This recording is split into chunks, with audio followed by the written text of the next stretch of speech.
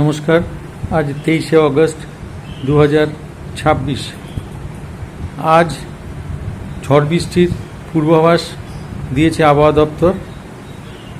তারপরে বলি যে ক্যাগ রিপোর্ট জানিয়েছে যে গত সরকার রেশনের যা চুরি করেছে তা আজ সকালে টালিগঞ্জে একটি ওয়াক অফ প্রপার্টির ওপর তৃণমূলের পার্টি অফিস ভাঙতে যায় পৌরসভা এবং পুলিশ।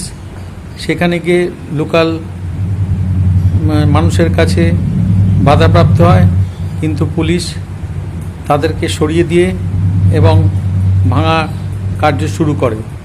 আজ সকালে রাজনাথ সিং কলকাতায় আসেন এবং তিনি খিদিরপুর জাহাজ তৈরি কারখানা সংলগ্ন এলাকায় নতুন করে বিনিয়োগ করতে চাইছেন এবং সেখানে নতুন ভিত্তিপ্রস্তর স্থাপন হয়েছে এবং নতুন কারখানা তৈরি হবে, যেখানে নতুন করে গলসিতে কংগ্রেসের গোষ্ঠীদ্বন্দ্ব দেখা যায়।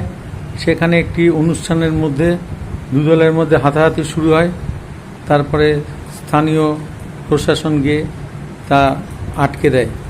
আরাবুল আইএসএফ ছেড়ে দেওয়ার পর তাকে গতকাল রাত্রিরে আক্রমণ করা হয় এবং তার গাড়ি ভাঙচুর করা হয় এবং গাড়ির পাশে কয়েকটি তাজা বোমও পাওয়া গেছে বলে জানিয়েছে আরাবুল।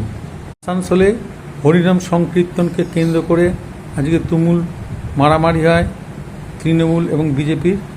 সেই অনুষ্ঠানে আহ্বায়করা সেখানকার কাউন্সিলর 58 নম্বর ওয়ার্ডের কাউন্সিলরকে আমন্ত্রণ জানায়, কিন্তু লোকাল লোক সেটা চায়নি। সেই জন্য সে কাউন্সিলরের বিরুদ্ধে প্রতিবাদ করে এবং তাদেরকে বর্ধমানে একটি বেসরকারি নার্সিংহোমে একদিনে 144টি রোগীর অপারেশন হয় এবং তার মধ্যে বেনিয়ম ধরা পড়েছে এবং যতগুলো অপারেশন হয়েছে তার থেকে বেশি টাকা সরকারের টাকা নার্সিংহোম লুট করেছে। এর মধ্যে কাটমানির শ্রীরামপুরে জেলা পরিষদ সদস্যের বাড়ি ভাঙচুর করা হয়। 15-20 জনের মতো লোক এসে তার বাড়ির সিসি ক্যামেরা এবং বাড়ির বিভিন্ন সামগ্রী ভাঙচুর করে। শুভেন্দু অধিকারী বলেছেন যে নতুন পোর্টাল তৈরি হয়েছে অন্নপূর্ণা ভাণ্ডারে, তাতে যারা পায়নি তাদের নতুন করে নাম নথিভুক্ত করাতে পারে এবং যদি কোনো রকম অভিযোগ থাকে তাও করতে পারে।